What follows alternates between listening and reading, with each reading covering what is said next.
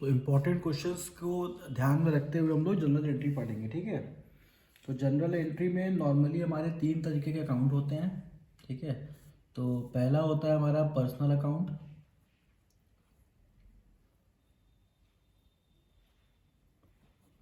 दूसरा होता है रियल अकाउंट,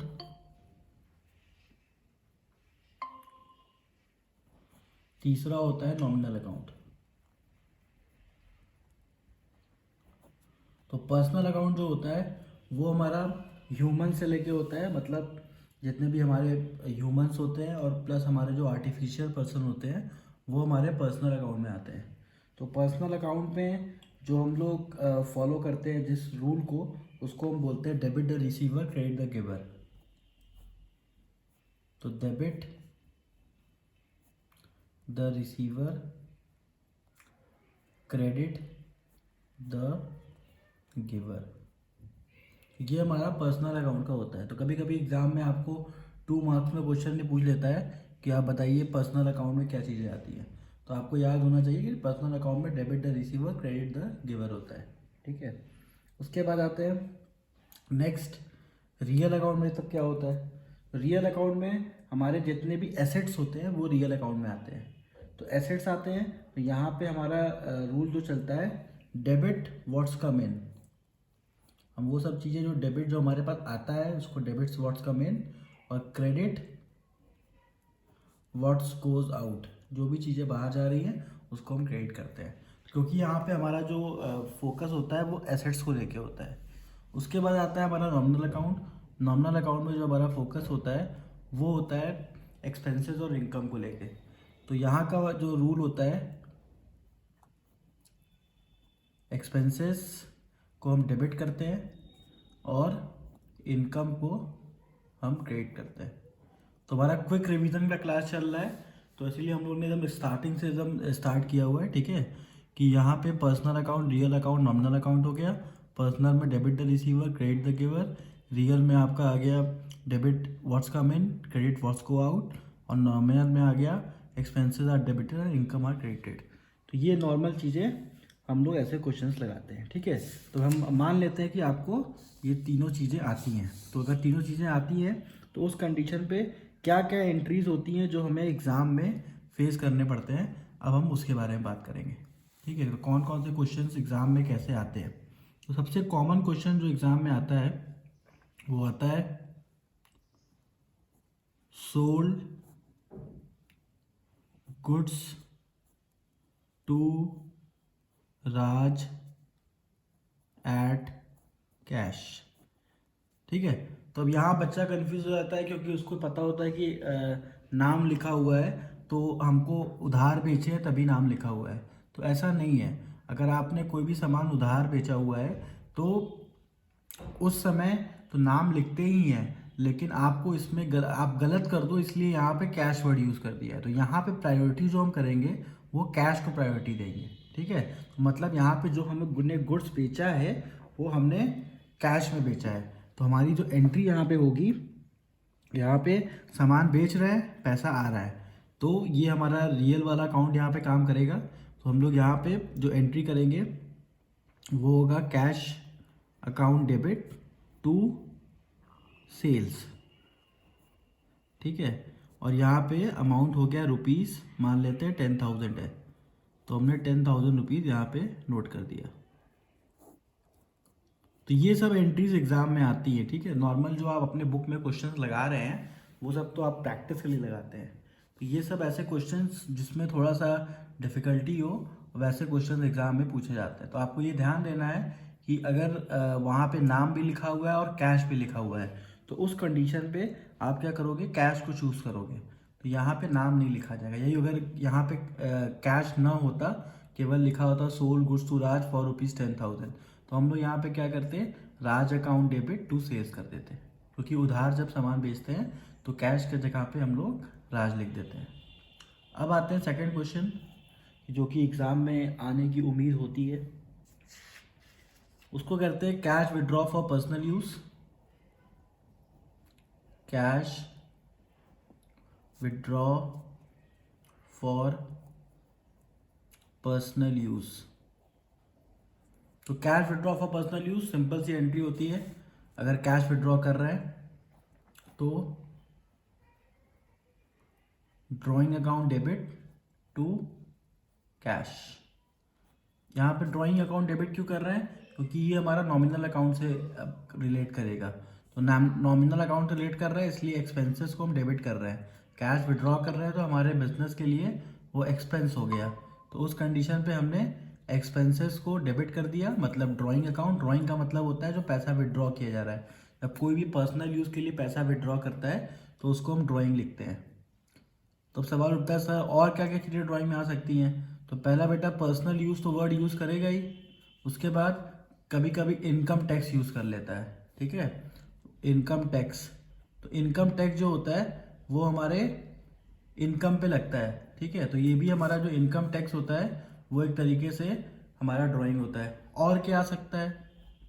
LIC आ सकता है। अगर आपने LIC का प्रीमियम जमा किया है तो वो भी आप एज अ ड्राइंग आप करेंगे। लाइफ इंश्योरेंस प्रीमियम लिख के आएगा, ठीक है। तो ये चीज़ें से कंफ्यूज मत होइएगा कि ड्राइंग में आपका पर्सनल यूज़ के लिए पर्सनल यूज़ डायरेक्ट भी लिखा जा सकता है, और आपको घुमाने के लिए इनकम टैक्स या फिर LIC वर्ड भी यूज़ कर सकता है। तो ऐसे कंडीशन पे भी आप वर्ड ड्राइंग का ही यूज़ करेंगे, ठीक है। तो जब ड्राइंग की बात शुरू हो ही गई है तो ड्राइंग के कुछ और कॉन्सेप्ट भी आपके क्लियर कर देते हैं। अब मान लीजिए प्रोप्राइटर मतलब जो कंपनी का ओनर है, उसने ड्राइंग तो किया है लेकिन उसने कैश का ड्राइंग न करके गुड्स का ड्राइंग किया है, तब क्या होगा? ठीक है, क्योंकि बहुत सारे क्वेश्चन ऐसे भी एग्जाम में पूछे जाते हैं कि जहाँ पे कैश का ड्राइंग ना पूछा जाए, आपसे गुड्स का ड्राइंग पूछा जाता है। मान लेते हैं थर्ड क्वेश्चन हमारा गुड्स का ड्राइंग है।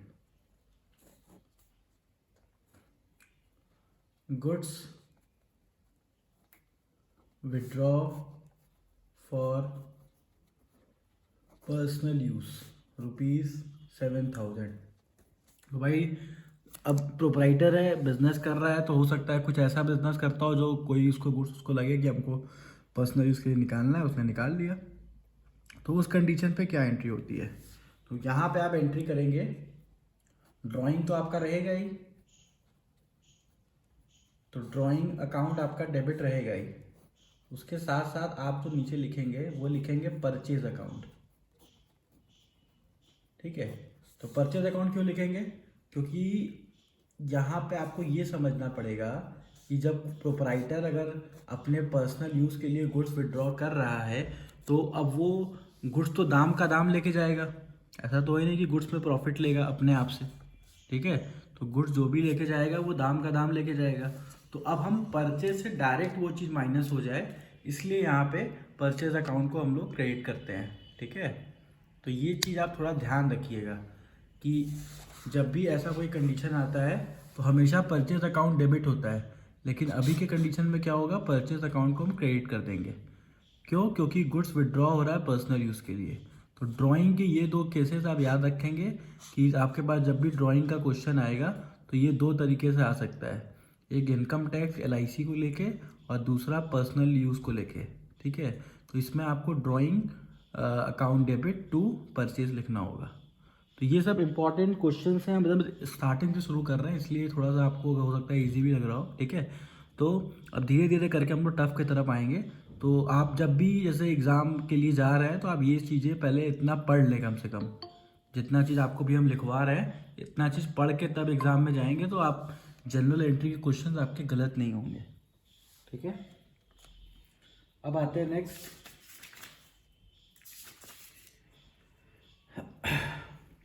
अब आते हैं रिटर्न्स को लेके। अब रिटर्न्स को लेके भी बहुत सारे कन्फ्यूजन्स होते हैं, बच्चे गलतियां करते हैं रिटर्न्स को लेके। देखिए रिटर्न से कैसे बचते हैं। तो मान लीजिए हमने गुड्स परचेज किया था मोहन से, तो हमारा फोर्थ क्वेश्चन है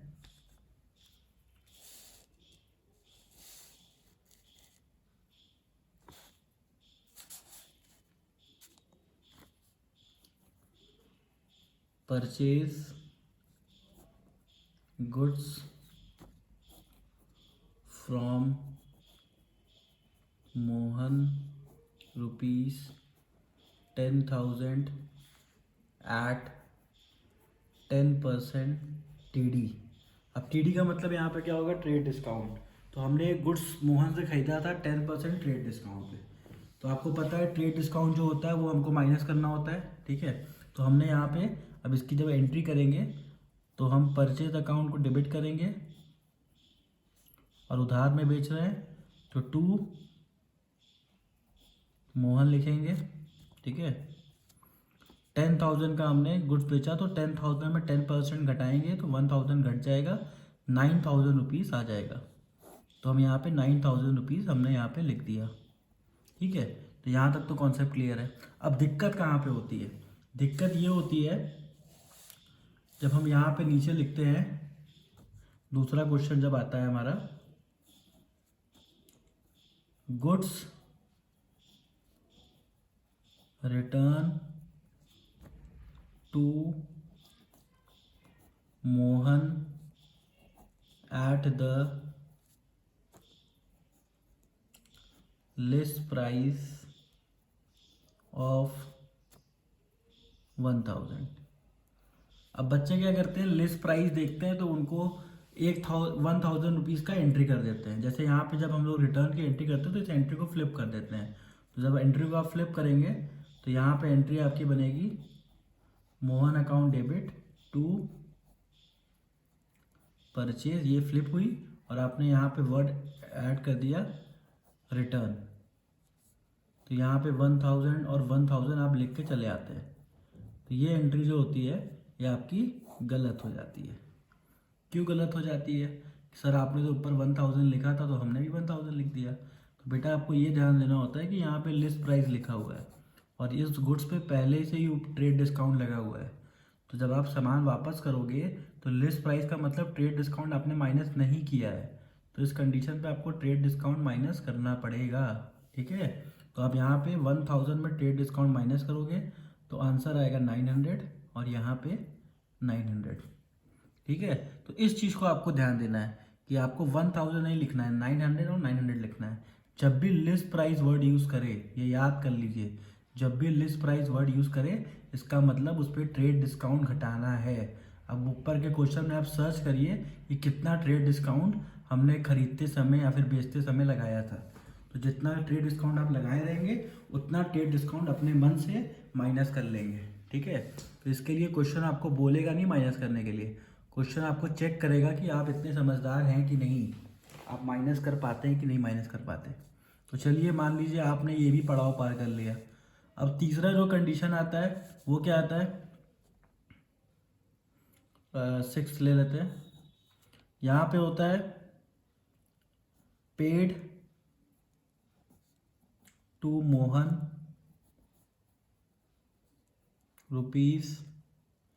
₹6,000 in full settlement of his account. तो सबसे पहले फुल सेटलमेंट का मतलब समझ लीजिए। फुल सेटलमेंट का मतलब क्या होता है, फुल सेटलमेंट का मतलब होता है कि हिसाब वहीं पे ख़त्म हो गया, अब इसके अलावा हमको कुछ भी पेमेंट करने की ज़रूरत नहीं है, ये होता है फुल सेटलमेंट का मतलब। तो ये आपको हिंदी में मतलब समझ में आ गया कि अगर फुल सेटलमेंट वर्ड यूज़ कर रहा है तो इसका मतलब हिसाब वहीं पे ख़त्म हो गया, अब हमको आगे पेमेंट करने की ज़रूरत नहीं है। तो इसका मतलब आपको शुरू से हिसाब चेक करना पड़ेगा, ठीक है।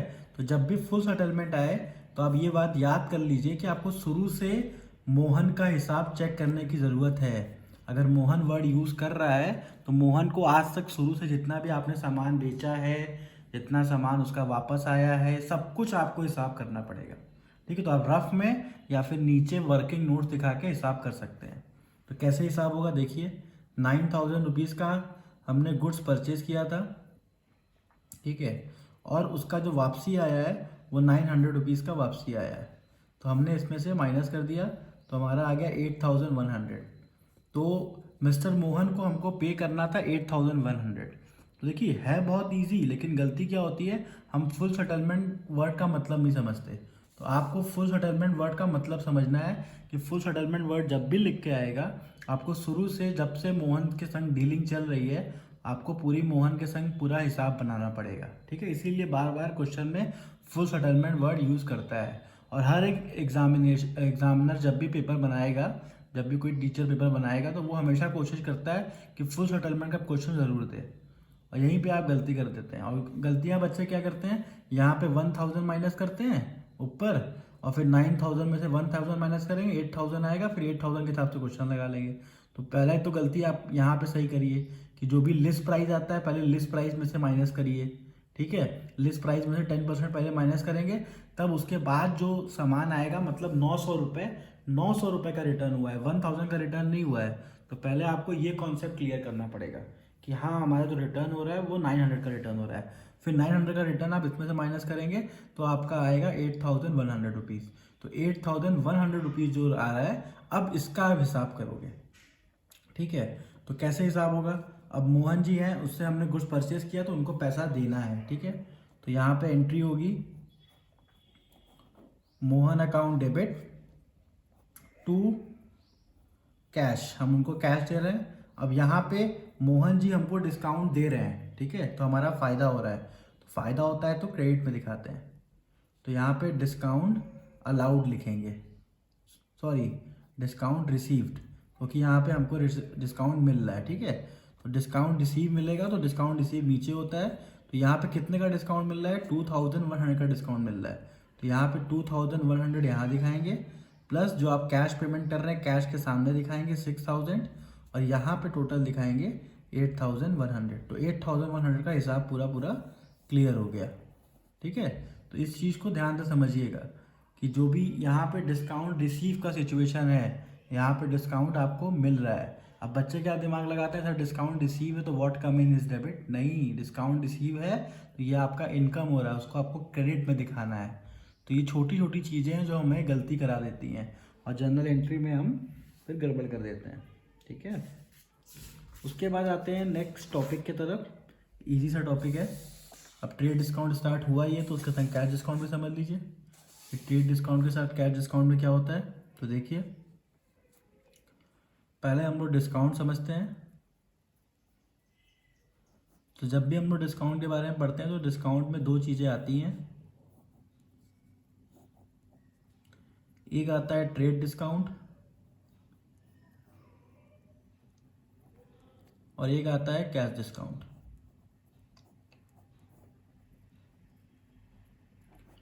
तो ट्रेड डिस्काउंट में क्या होता है, ट्रेड डिस्काउंट एक ऐसा डिस्काउंट होता है जो कि अमाउंट में माइनस होता है लेकिन इसको शो नहीं करते। तो हम यहाँ पे SHOW लिख दे रहे हैं, शो, और काट दे रहे हैं कि इसको हम शो नहीं करते, ठीक है। और जो कैश डिस्काउंट होता है इसको हमको शो करना होता है, मतलब इसकी एंट्री बनानी होती है। एंट्री में हमको दिखाना पड़ता है कि इतने रुपए का कैश डिस्काउंट हुआ है, ठीक है। तो ये चीज़ याद रखिएगा, ट्रेड डिस्काउंट को हम एंट्री में नहीं दिखाते हैं और कैश डिस्काउंट को हम लोग एंट्री में दिखाते हैं। तो इस कॉन्सेप्ट को एकदम बढ़िया से याद कर लीजिए ताकि आप कंफ्यूज ना हो, ठीक है। अब इस क्वेश्चन को एक लगाते हैं तो हमारा कॉन्सेप्ट क्लियर हो जाएगा एकदम, ट्रेड डिस्काउंट और कैश डिस्काउंट का।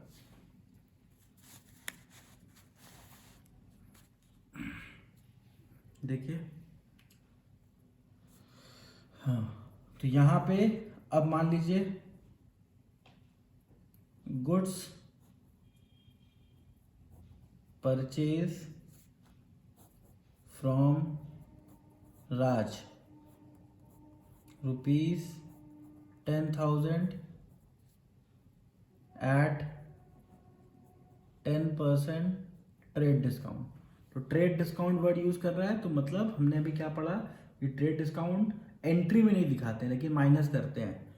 तो यहाँ पे अब गुड्स परचेज कर रहे हैं तो, और उधार में खरीद रहे हैं, कैश तो लिखा नहीं हुआ है, तो परचेज अकाउंट डेबिट टू राज कर दिए। तो यहाँ पे 10% घटाए तो हमारा आ गया 9000 रुपीज़। तो ये हमारी एंट्री हो गई, ठीक है। तो यहाँ तक तो हम समझ गए कि चलो ट्रेड डिस्काउंट घटा देंगे और उसको अमाउंट में केवल दिखाएंगे, घटा के एंट्री नहीं दिखाएंगे। अब दूसरा क्वेश्चन आ गया, goods purchase from Raj ₹10,000 at 10% CD। अब CD लिख रहा है तो बहुत ध्यान से समझिएगा आप। अब गुड्स परचेज फ्रॉम राज कह रहा है और 10% CD बोल रहा है, तो इसका मतलब क्या हुआ, इसका मतलब ये हुआ कि तुरंत आपको कैश मिल गया है, ठीक है। अब यहाँ पे राज का नाम आप यूज़ नहीं करोगे। तो बच्चे गलती से क्या करते हैं, राज का नाम लिख के सीडी घटा के सीडी दिखा देते हैं। तो कैश डिस्काउंट का मतलब तुरंत आपको कैश मिल रहा है। तो ये थोड़ा सा ट्रिक है, इसको ध्यान से समझिएगा।